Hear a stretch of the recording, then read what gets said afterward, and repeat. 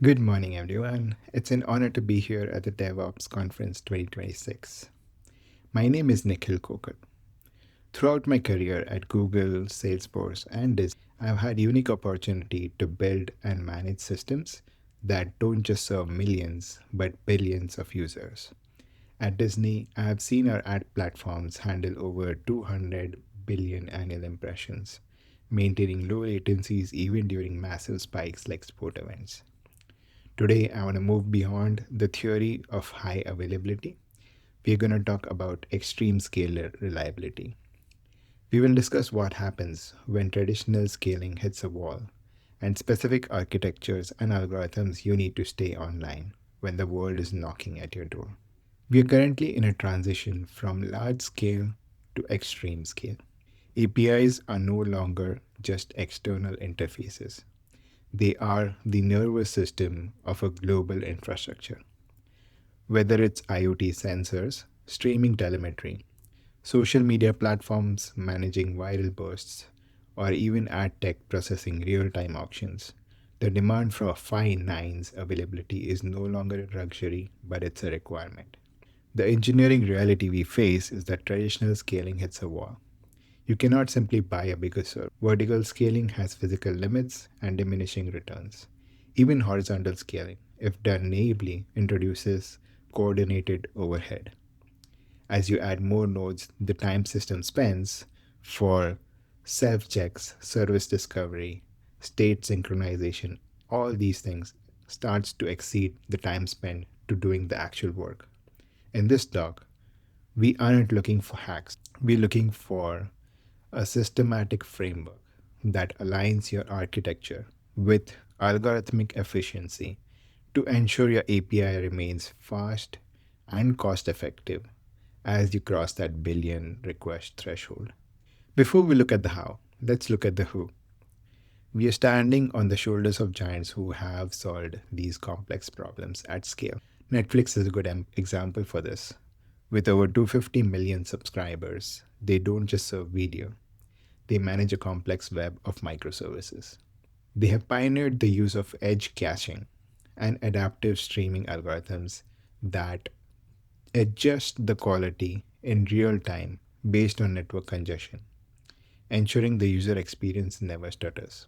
Uber handles billions of real time location updates. To manage this, they utilize something called as geo-sharding. By partitioning the data and processing based on geographic cells, they ensure that traffic surge in a one city does not create a noisy neighbor effect on any other city in any other service. And then look at RevenueCat. They provide a masterclass in request coalescing.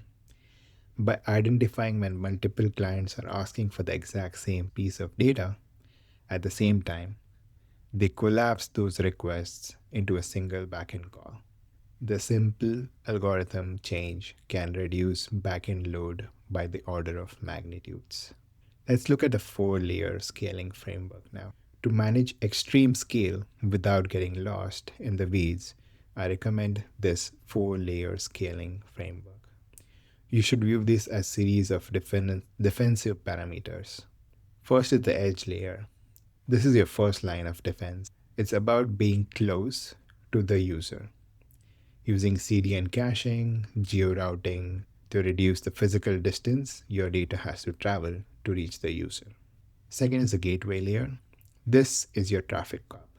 It handles authentication and crucially distributed rate limiting to protect your internal services. Next is the microservices layer. Here we focus on the resilience. We ensure that service meshes that we create and circuit breakers to ensure that if one service fails, it does not take down an entire ecosystem. Last but not the least, the data layer. Here we address the concern for ultimate bottleneck. We use sharding and distributed caching to ensure that databases can scale as fast as the compute. By looking at your system through these four lenses, you can identify exactly where your current bottleneck sits and which tool is best suited to fix it. The first layer is the edge. In 2026, a CDN isn't just for static images. It's for dynamic API responses.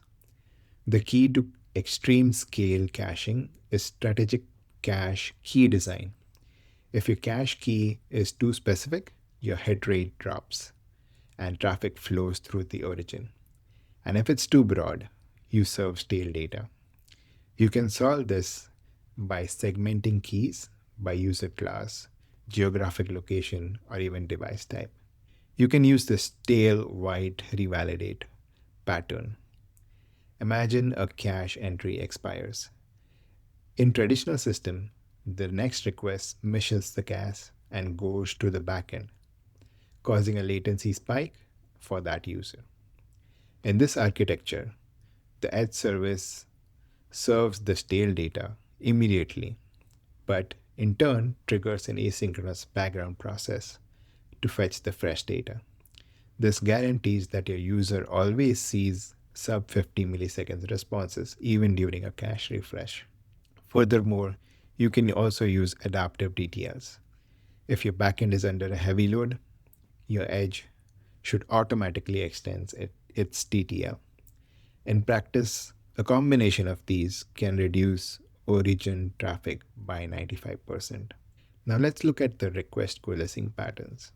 What happens when your cache is empty and let's say about 10,000 requests for the same item hits you all at once? This is known as thundering herd. We solve this with request coalescing. This is often implemented using the single flight algorithm. When the first request arrives, it misses the cache. The subsystem marks that request as in flight. Any subsequent request for the same ID are put in the wait queue. Once the first request returns from the database, the result is broadcasted to everyone waiting in the client. Think about the math. Instead of sending out 10,000 database queries, you perform one. This isn't just performance optimization, it's a reliability insurance policy. It prevents your database from melting down the moment a piece of content goes viral. You cannot build a reliable system if you don't understand the shape of your traffic. At scale, we see three primary patterns. Diurnal surges are predictable waves of the sun moves across the globe. You can use historical modeling to pre-warm your clusters before these peaks arrive. Burst traffic is the new breaking news or live event scenario. Traffic might jump 10 times or 100 times in under a minute. Here, the goal isn't to scale, it is to prevent cascading failures, where one overwhelmed system service starts timing out, causing its callers to retry, which further buries the service. So we need to handle how do we prevent that. The adversarial loads are the bottlenecks or the DDoS attacks on your systems. At extreme scale, your system must be able to distinguish between a loyal user and a malicious script in milliseconds. Understanding which of these are your design for changes how you need to configure your autoscaling and protect your layers of your system. The distributed rate limiting is your API's immune system. But in a distributed environment, it's actually a difficult problem. Here we primarily use two algorithms. The first one is called token bucket. It allows for the burstiness nature of the traffic. A user can send a flurry of requests as long as they have tokens in their bucket. This is great for modern web apps that might load 20 resources at once. The leaky bucket algorithm enforces a strict, smooth flow of traffic. It's what you can use to protect fragile downstream legacy systems that can only handle specific requests per second exit rate.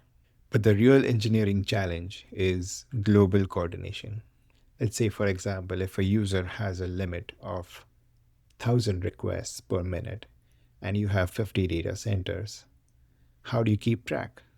You can use a local first approach. Nodes track limits locally and sync with a central Redis or a similar cache cluster periodically. This gives you the speed of local checks with the accuracy of global enforcements. Next is multi-region active architecture. So when your request reaches a billion requests, high availability means multi-region. But usually, active passive, where one region sits idle, is wasteful and slow to fail over. Hence, we should always strive for an active solution. In this model, the traffic is routed via a GeoDNS to nearest healthy region. If US East 1 experiences a power outage, traffic naturally flows to US West 2. The complexity here is data consistency. You can utilize regional autonomy. Each region should have enough data locally to serve a request, even if cross-region fiber is cut.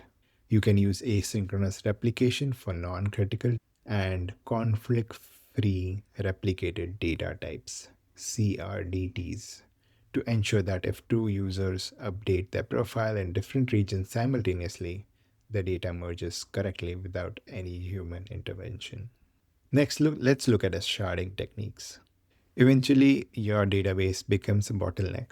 When a single cluster can't hold data, we shard. You can use something called as consistent hashing. Unlike traditional hashing, the mod n hashing, that is consistent hashing, allows you to add or remove database nodes without remapping the entire dataset. By using virtual nodes, we ensure that data is distributed evenly across the cluster, preventing hot shards.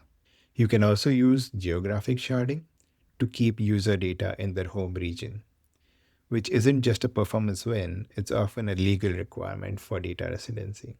A hybrid approach combines the user ID and geographic, usually provides the best balance of performance and scale. As we move into the microservice layer, managing communication between 500 plus services becomes impossible manually. Here we use a service mesh like Envoy or Istio. The mesh acts as a transparent sidecar to every service. It handles heavy lifting of DevOps, mutual TLS for security, automatic retries with exponential backoff, and even circuit breaking. A circuit breaker is actually critical. If service A sees that service B is failing, it trips the circuit and stops sending requests for a cooling off period.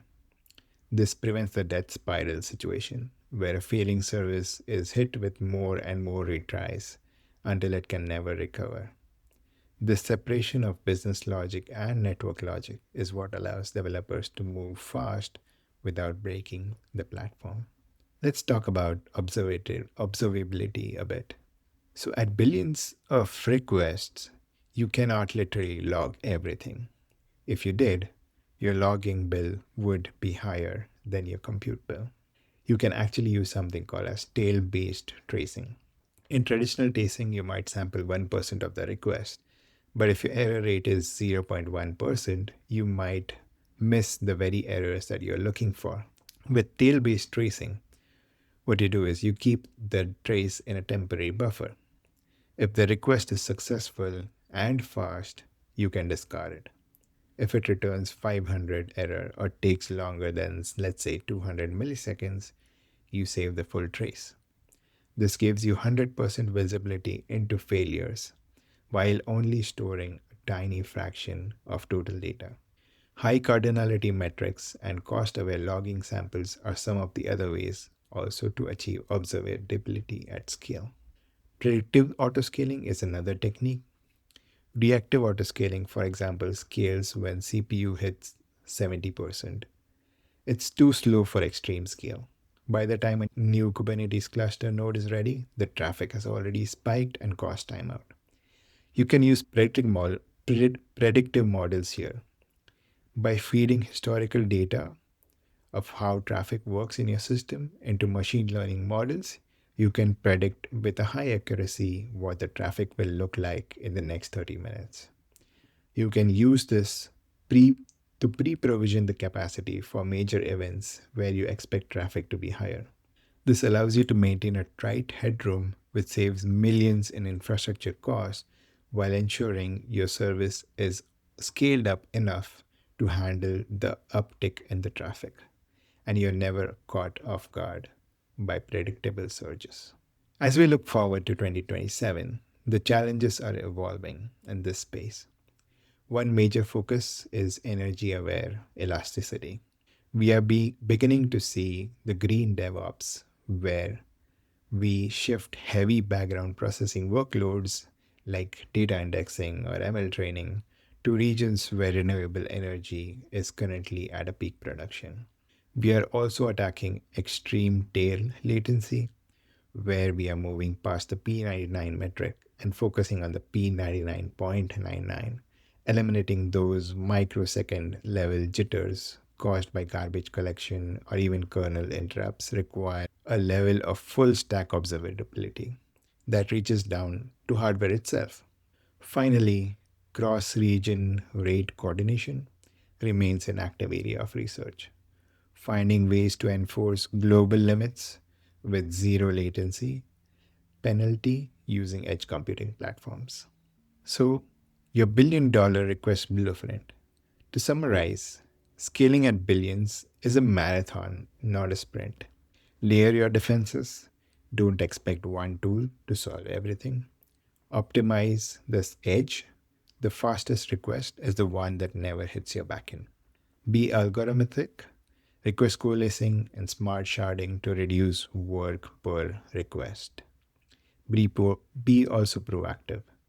Move from reactive monitoring to predictive operations. These are the patterns that you can use every day to keep your platform running smoothly. Start with your most critical bottleneck. Apply these patterns systematically, and you'll find that extreme scale is not only achievable but also manageable.